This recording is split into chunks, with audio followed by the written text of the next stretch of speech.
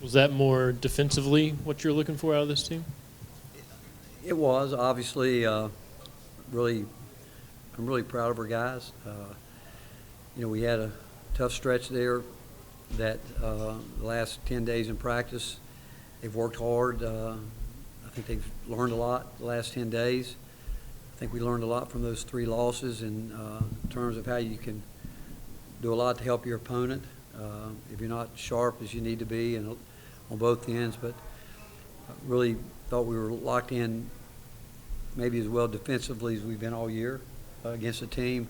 Have a lot of respect for Pat Kelsey and what he's done at Louisville. He took over a program that, as you guys know, is rich in history and tradition, and did a great job a year ago.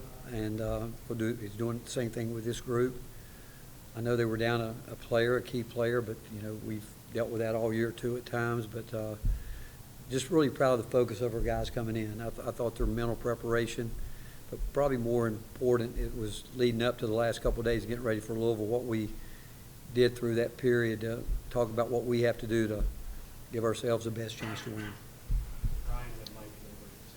Y'all forced more turnovers tonight than feels like y'all have most of the season. Was that just that mental preparation? What led to that?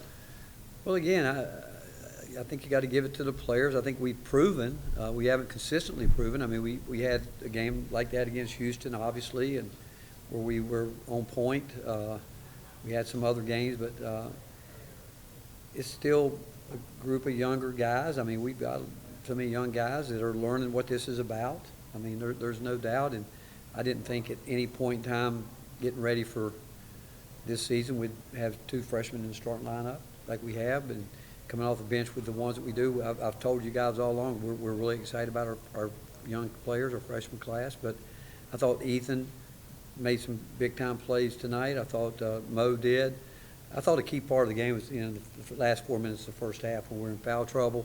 Had a group of guys out there that hadn't been in that situation ever, and they were able to not surrender the lead and give us a little bit of margin there. But overall, really proud of everyone, and I'm happy because I know how hard they've worked the last 10 days and won a game against an outstanding team, an extremely well-coached team, and hard team to guard, very hard team to guard because they are really got a great scheme.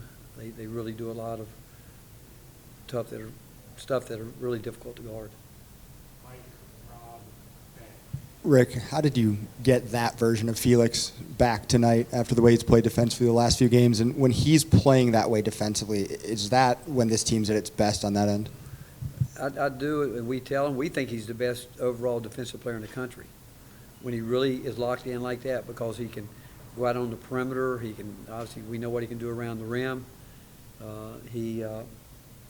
When he's locked in, I mean, he gives us something that everybody would like to have, and he's at his best when he's playing that way.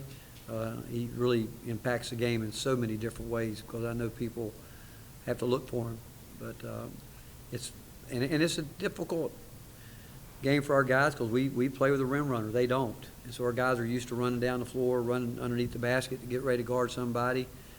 They have to stop out there, and that's not Dwayne Brown's still learning how to do it. He's getting better. Jalen's learning how to do it. JP's learning how to do it. But Fee did a really good job for the most part doing that for us and getting our ball screen covers right.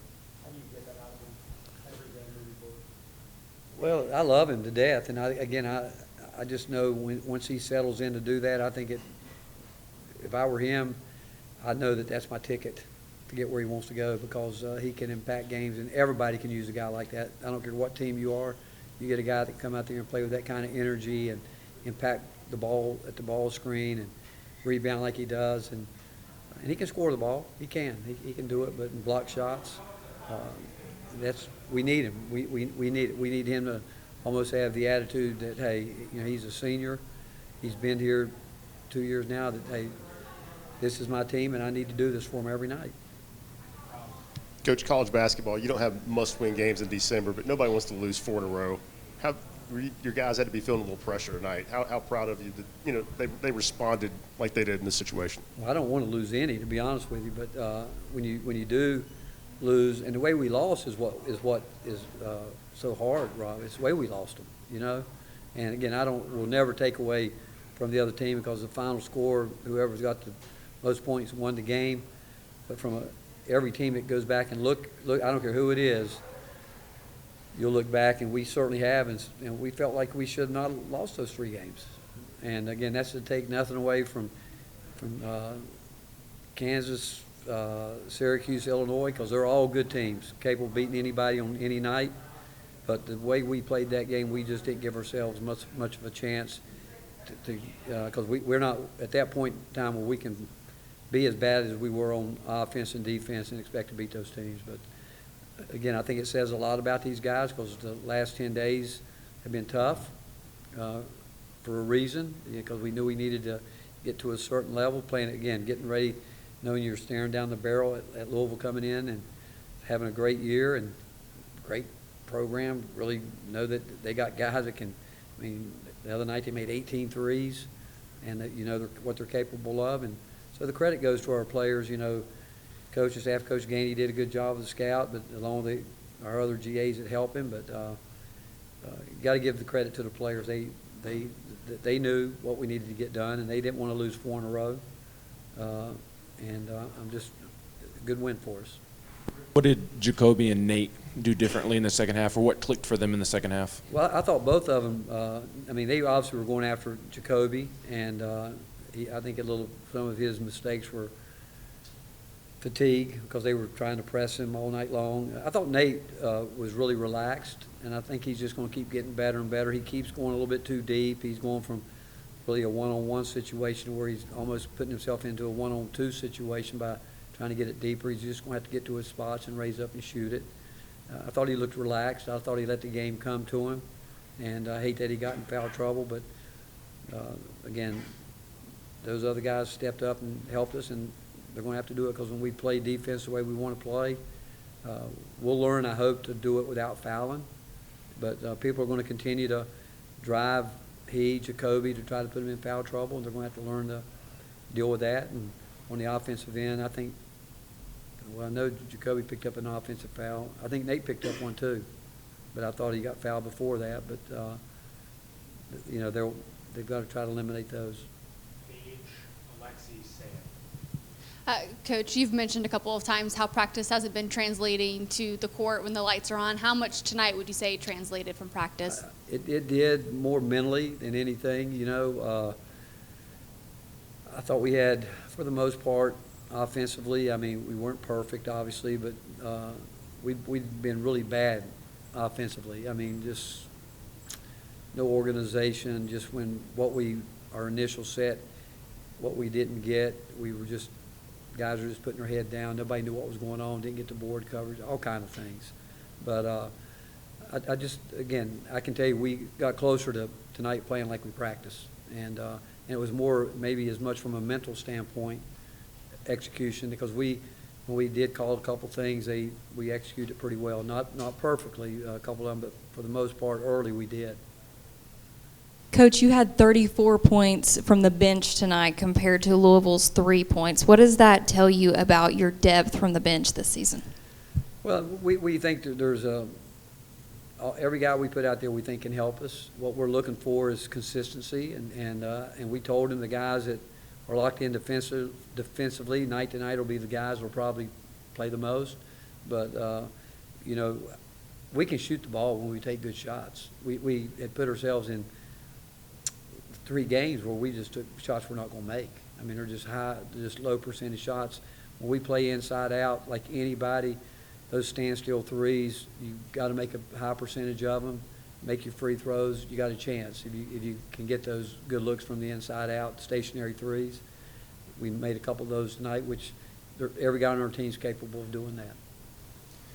Coach, in the back, Ethan, he's obviously played a little hesitant at some points this season, doesn't want to get pulled from the game. When Jacoby got in foul trouble, what did you see from him in just playing a little more aggressive tonight?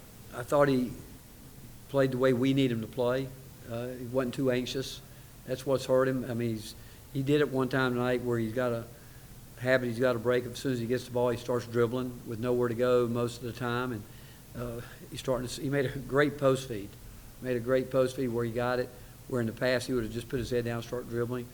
Made a really nice layup off of a little formation he ran there in the second half, end of the first half. But defensively, I thought he worked. Still, most of our breakdown in transitions are the young guys. They don't realize in transition you don't have a man per se. You got to match up with whoever, and especially in a team like this, they get any daylight at all, they can knock them down. But he's getting better, and again, I appreciate him. You know, it's been a tough 10 days for him. I've been hard on him. Had a long talk with him the other night on the phone for about 40 minutes. Told him exactly what I felt, how I felt, what I thought he needed to do, and he came out and he responded. Coach, what did you see from Amari? Coach, what did you see from Amari Evans tonight, scoring at all three levels, even though he had that foul trouble? Well, that's what we see every day in practice. He can score at all three levels. He fouls every day in practice. You know, I mean, we see it every day, and that's what he's going to have to learn not to do. I mean, he plays hard. He's aggressive. He's going to impact the game, but he'll the more he's out there, the more he's going to have to learn to play without fouling, because he's earned his minutes that he's getting and would have played more tonight probably, but again, foul trouble sent him to the bench. That probably above more than anything will teach him, if you want to play, you got to play without fouling. Saw three more hands up. We'll go Ben, Grant, Ryan. Rick, what did you see from Jalen in the first half? How important were his minutes there to start the game? Again, I think Jalen could be terrific. I mean, you think about it, if he makes his free throws, he's got a 20-point night. If he makes just 70, I mean, and double. He could be that every night. But you know what? He won't get there every night until he gets consistent in practice every day. To understand that every day you got to get better and continue. And again, I give him a lot of credit. It's all new to him in a lot of ways, and he believe me, he's just scratching the surface of what he could be if he's willing to make himself hurt. It hurts to be great. It does. I mean, you've got to put yourself out of your comfort zone. And can he do it? There's no doubt. He can run faster than he runs. He can jump higher than he jumps. He can shoot the ball. It's just he's just going to have to make his free throws because he can shoot it. And it's just a mindset that he's going to have to decide when he gets tired, he can play through it. And I'm excited for him because, again, he knows I'm not backing off. And he knows that we've raised the bar, he's raised the bar, and we expect more from him. Is JP still on a minutes restriction? And what's Amari Abrams' health too with that wrap on his hand? Well, his wrist bothers him. He's got a wrist problem there. You saw sometimes he's doing a lot with one hand, but I thought his minutes were good tonight. Played hard. I think that JP again just still working his way back into it. You know, I don't think there's a player out there that cannot practice and play effective minutes for a long time, and he's starting to get back to where he's practicing, and then because again, when he gets tired, his drop off is significant too, where he's going to have to, and we probably kept him out there a little bit longer because we know we got to get him playing longer periods of time, but defensively he's got to learn to keep his. He gives up too many angles in the post, and there's no reason that he does that, but he'll get better and better as the more he practices. Last one for Brian. What does it say about the growth of this team to have had a lead at halftime when Jacoby and Nate, battling foul trouble, didn't do a ton of scoring? Yeah, I thought that was could have been the most important part of the game. I mean, we could have cracked right there and given them momentum going into the locker room, but we found a way to get some stops, there at the end, and Ethan came up with a big layup, and but I think we had two stops their last two possessions, and a big part of the game. And I hope it serves to be a great lesson for our guys to know that we don't have to rely on any two guys. We can rely on a bunch of guys if they'll play the role that they need to play for us. And it's all about getting better. We're still in December, not getting close, obviously, to going into conference, but we still got a long ways to go. Thanks, Coach. All right, thank you, guys.